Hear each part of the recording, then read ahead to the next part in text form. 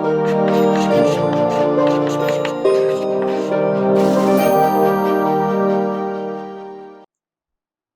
Friends, हम लोग पिछले वीडियो में जो हमारा स्वास्थ्य के कुछ इंडिकेटर्स हैं उनकी बात कर चुके थे। करना स्टार्ट कर दिया था, एक भूमिका बन गई थी। इस वीडियो में हम लोग उसी को कंटिन्यू करेंगे। और दो चीजें हैं, एक तो हम लोगों ने कहा था कि शहर और गांव के बीच में क्या अंतर है, अमीरों और गरीबों के बीच में क्या स्थिति है, और महिलाओं की स्वास्थ्य स्थिति कैसी है उसके बारे में इस वीडियो में बात करेंगे। और थोड़ा सा चैप्टर को कंक्लूड भी करेंगे। जो बॉक्सेस हैं हेल्थ से स्पेसिफिक रिलेटेड, उनको हम लोग अगले वीडियो में डिस्कस कर लेंगे। तो सबसे पहले तो बात समझ लीजिए, हम लोग अपने गांव की बात करते हैं। तो 2011 तक लगभग 68.3 68.4 के आसपास जो देश की जनसंख्या थी वो गांव में रहा करती थी, जो धीरे धीरे घटता चला जा रहा है क्योंकि लोग शहरों की तरफ पलायन भी करते जा रहे हैं और शहरों में जनसंख्या काफी तेजी से बढ़ रही है। तो अभी जो एस्टिमेशन है वो इस पर है कि लगभग 65% आबादी आज भी भारत की जो है वो कहाँ पे रहती है, गांव में रहती है। तो देश के 65% लोग गांव में रह रहे हैं, लेकिन अस्पतालों की संख्या 20% से भी कम है। ठीक, साथ में दवाखाने हैं वो 50% हैं, 65% के हिसाब से 50% ही हैं। और दवाखानों की संख्या और दवाओं की उपलब्धता में बहुत अंतर होता है। गांव में कई बार आपको मेडिकल स्टोर्स मिलेंगे, लेकिन उनमें बहुत सारी अलग अलग तरह की जो आवश्यक दवाएं हैं वो नहीं मिलेंगी। तो इस तरह की चीजें भी होती हैं। साथ में अगर आप सिर्फ गवर्नमेंट की साइड से भी देखो तो ऐसा लगता है कि गवर्नमेंट ने गांव पर ज्यादा फोकस किया होगा, है ना। प्राइवेट सेक्टर तो नहीं करेगा क्योंकि उनको तो ज्यादा बड़ा मार्केट चाहिए कम दूरी में, तो वो तो ज्यादातर शहरों में ही खोलेंगे। लेकिन सरकार को तो पता है कि 65% लोग कहां पर रह रहे हैं, गांव में रह रहे हैं। लेकिन सरकार के भी जो बेड्स हैं, सरकार के द्वारा बनाए गए जो हॉस्पिटल्स है, उसमें अगर आप बेड की संख्या को देखेंगे तो 30% के आसपास ही बेड्स जो हैं वो गांव में रहते हैं, जबकि आबादी कितनी है, 65%। अच्छा, अब समझिए गांव में इन सारे कारणों की वजह से क्या हो जाता है कि 1 लाख की आबादी पर जो नंबर ऑफ हॉस्पिटल्स निकल करके आता है कि 1 लाख की जनसंख्या पर कितने अस्पताल हैं, तो एक अस्पताल भी नहीं आता, आधा भी नहीं आता है, 0.36 आता है। कितना आता है, 0.36 अस्पताल कितनी जनसंख्या पर, 1 लाख। इसका मतलब ये हो रहा है कि लगभग लगभग 2,90,000 की जनसंख्या हो तो एक अस्पताल आएगा, कहां पर, गांव में। और शहर में क्या स्थिति है, शहर में 1 लाख की जनसंख्या पर 3.6 अस्पताल हैं, यानी कि 10 गुना। तो गांव की अपेक्षा शहरों में अस्पतालों की संख्या भी बहुत ज्यादा है।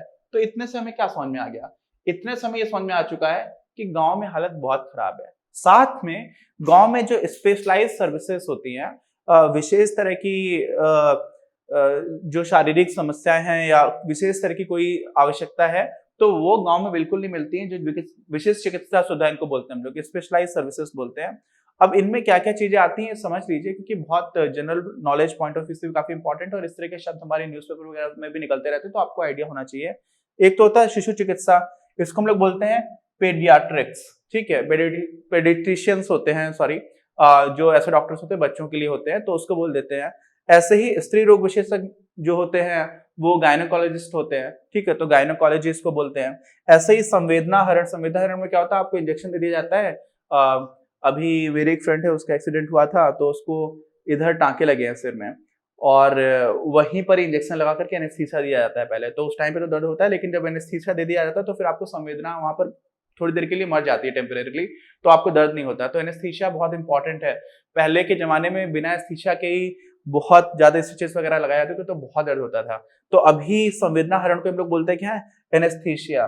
और एनेस्थीसिया के बाद ये प्रसूति विज्ञान, इसको हम लोग बोल देते हैं ऑब्स्टेट्रिक्स। इसमें वही गर्भ धारण और उसके बाद के जो भी इश्यूज आते हैं उनको डील किया जाता है। तो ये भी काफी इंपॉर्टेंट है जनरल नॉलेज और अवेयरनेस के हिसाब से। लेकिन इन सारी चीजों से समझ में आता है कि गांव में स्थिति बहुत ज्यादा ही खराब चल रही है।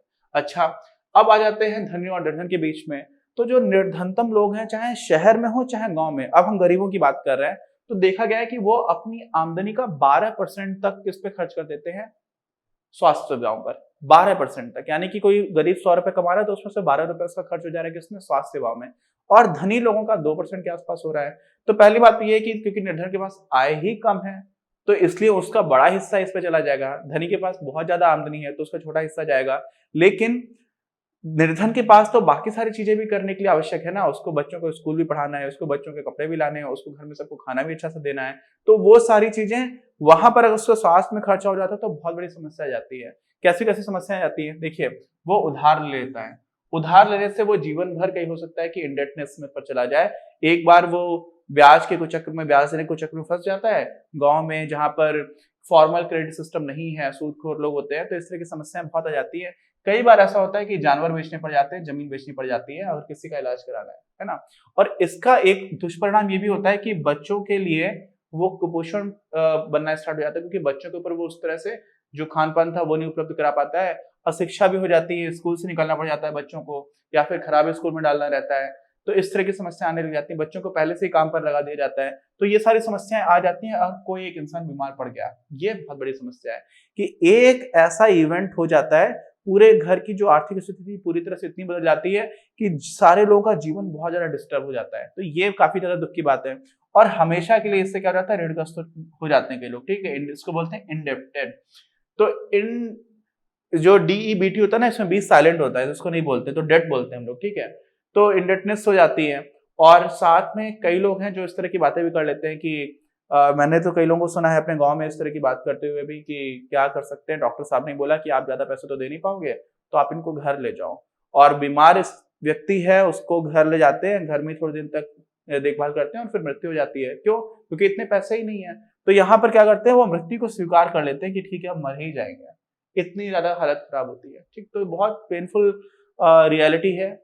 और ये सारी चीजें हम लोग को जानना इसलिए आवश्यक है क्योंकि तभी हम लोग सार्थक दिशा में काम कर सकते हैं एक समाज के रूप में, व्यक्तिगत स्तर पर भी। अब आ जाते हैं हम लोग महिला स्वास्थ्य की तरफ। यहाँ पर भी ये टॉपिक ही ऐसा है कि थोड़ा सा दुखी करता है। हमारे देश में महिलाओं को लेकर के बहुत सारी समस्याएं वैसे ही रहती हैं। गरीबी भी हम लोगों ने पढ़ी थी, तो गरीबी की एक परिभाषा आती थी कि अगर आपको घर में निर्णय लेने का अधिकार नहीं है तो भी आप गरीब हैं, जो महिलाओं के साथ तो बहुत ज्यादा होता है। देश में बहुत सारे ऐसे गांव हैं जहाँ पर घरेलू हिंसा बहुत होती है, लोग शराब पी लेते हैं। राजस्थान में बहुत ऐसी इस तरह की स्थिति है। कई गांव हैं, पूरा गांव में शराब पीने का प्रचलन है। दिन में सही इंसान बात करेगा, आदमी है ठीक से बात करेगा, लेकिन रात में वो जंगली जानवर बन जाता है, फिर महिलाओं को पीटना। उसके बाद से जो पढ़ी लिखी महिलाएं भी हैं, हम लोगों ने ये भी देखा था कि पढ़ लिख गई हैं लेकिन उसके बाद भी नौकरी नहीं करने देना है, शादी करने के बाद से जो ससुराल है वो अलाउ नहीं करती है। तो बहुत सारी चीजें, और फिर वो जो काम करती हैं उसको भी श्रम काउंट नहीं किया जाता। हर तरह से महिलाओं को हाशिए पर खड़ा कर रखा है। और उसके बाद भी शाम को महिला निकल नहीं सकती है। क्यों? क्योंकि हमारे समाज में भेड़िए बैठे हुए हैं। तो बहुत सारी चीजें ऐसी है जहां पर महिलाओं की स्वतंत्रता, उनके जीवन को काफी हद तक बांध कर रखा गया है। और ऐसी स्थिति में जो समाज का महिलाओं के प्रति नजरिया है, वो कभी कभी ऐसा लगता है कि आधुनिकता की तरफ हम जा रहे हैं या फिर पीछे जा रहे हैं। देखिए, जैसे 2001 में महिलाओं का जैसे एक होता है चाइल्ड सेक्स रेशियो बोलते हैं उसको, शिशु लिंगानुपात। तो इसमें क्या होता है कि कितने 1000 लड़के जो हैं, बच्चे हैं, उन और कितनी बच्चियां हैं। तो बच्चियां 927 हमारा था 2001 में। उसके बाद 2011 आते आते ये 919 रह गया, तो घट और गया। जबकि 1000 लड़कों पर 1000 लड़कियां होनी चाहिए, ठीक है, लेकिन वो घट और गया। तो ये क्या इशारा करता है? ये हमें फीमेल फेटिसाइड की तरफ इशारा करता है, जिसको हम लोग बोलते हैं भ्रूण हत्या। और इस तरह की चीजें हो रही है समाज में। ऐसी स्थिति में अगर हम लोग स्वास्थ्य की दृष्टि से देखते हैं तो भी स्थिति अच्छी नहीं दिखती है। जैसे 15 वर्ष से कम उम्र की लड़कियां हैं, बहुत सारी नंबर दे रखा है 5% के आसपास हम लोग के दे रखा है किताब में, 15 से 18 वर्ष की, जिनकी शादी हो जाती है और कम से कम एक बच्चे की माँ भी वो बन चुकी है इतनी कम उम्र में। तो यहाँ पर हम लोगों ने जो भी एम्पिरिकल डेटा है पूरे वैश्विक स्तर पर वो दिखाता है कि अगर आप लड़कियों को पढ़ा देते हो, उनको साक्षरता देते हो, उनको शिक्षा देते हो, तो बहुत तेजी से फर्टिलिटी रेट भी रुकता है। देश की जनसंख्या जो बहुत तेजी से बढ़ रही है उस पर भी रोक लगती है। और साथ में जो बच्चे होते हैं उनकी शिक्षा, उनकी परवरिश बहुत अच्छे से हो पाती है। क्यों? क्योंकि माँ ही पढ़ी लिखी थी। तो इसका भी जो सबसे अच्छा हल है लॉन्ग रन में वो यही आता है कि महिलाओं को साक्षर करो, उनको शिक्षा दो। काफी दुख की चीज है। ऐसे ही भारत में एक और इशू है, 50% से ज्यादा जो महिलाएं हैं वो एनीमिया का शिकार है। एनीमिया क्या होता है? हम लोग में जो ब्लड होता है ना, उसमें आयरन होता है, हीमोग्लोबिन, और हीमोग्लोबिन में बीच में आयरन होता है, Fe हम लोग बोलते हैं केमिस्ट्री में। तो आयरन होने से जो हीमोग्लोबिन मॉलिक्यूल होता है वो ऑक्सीजन को एब्जॉर्ब कर पाता है, और ऑक्सीजन एब्जॉर्ब जितना ज्यादा करेगा उतना ठीक रहता है। तो अगर हीमोग्लोबिन कम है तो ऑक्सीजन एब्जॉर्ब करने की क्षमता कम हो जाती है ब्लड की। और वो स्थिति कितने लोगों की है? 15 से 49 वर्ष के बीच में 50% से ज्यादा महिलाएं ऐसी हैं जो एनीमिया का शिकार है, आयरन की कमी है। और उससे भी कई तरह की समस्याएं आती है, कमजोरी लगी रहती है, बहुत सारी महिलाएं बहुत जल्दी थक जाती हैं। क्यों? क्योंकि आपके शरीर में ऑक्सीजन नहीं हुआ। इसका मतलब क्या हुआ कि आप ऐसे, जैसे पहाड़ पर हम लोग जाते हैं ना बहुत ऊंचाई पर, तो हम लोग को ऑक्सीजन कम मिलती है तो हम लोग भी जल्दी थक जाते हैं। अब अगर आपके शरीर में एनीमिया है, आपको पहले से एनीमिया है, आयरन की कमी है, तो आप आयरन ऑक्सीजन अब्सॉर्ब ही नहीं कर पा रहे हो, तो भले ही आप प्लेन्स पर हो जहां पर ऑक्सीजन अच्छी खासी है लेकिन आप अब्सॉर्ब नहीं कर पा रहे हो, तो बहुत सारे लोग बहुत जल्दी थक जाते हैं। तो ये भी एक बड़ी समस्या है। और गर्भावस्था में संबंधित बीमारियां होती हैं जिनसे अस्वस्थता और मृत्यु का कारण भी बनती है। अभी मॉर्टेलिटी रेट जो हमारा है डेवलप्ड कंट्रीज की तुलना में बहुत ही ज्यादा हालत खराब है, तो ये भी काफी दुख का कारण है।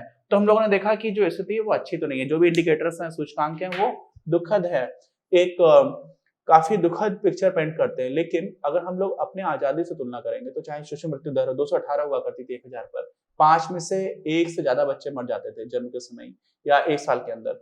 और महिलाओं की जो मृत्यु दर थी गर्भावस्था और उसके बाद का जो पीरियड होता है उसमें वो भी बहुत ज्यादा हुआ करती थी। तो हम लोगों ने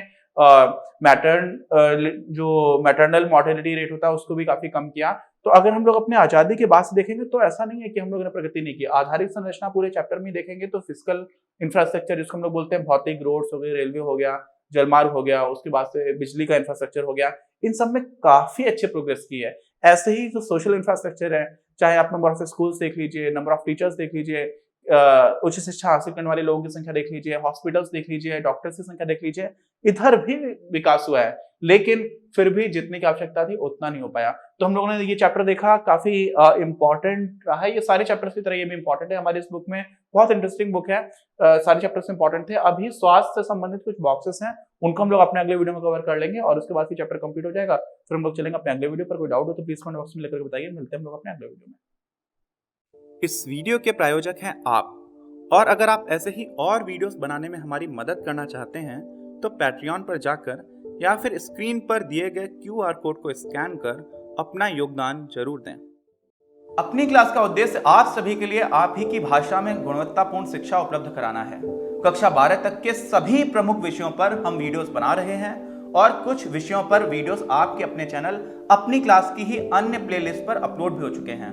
ज्ञान के प्रकाश से देश को सशक्त बनाने के हमारे इस प्रयास में इस चैनल को सब्सक्राइब करके और लोगों के साथ शेयर करके अपना बहुमूल्य योगदान जरूर दें। पढ़ेगा इंडिया तो बढ़ेगा इंडिया।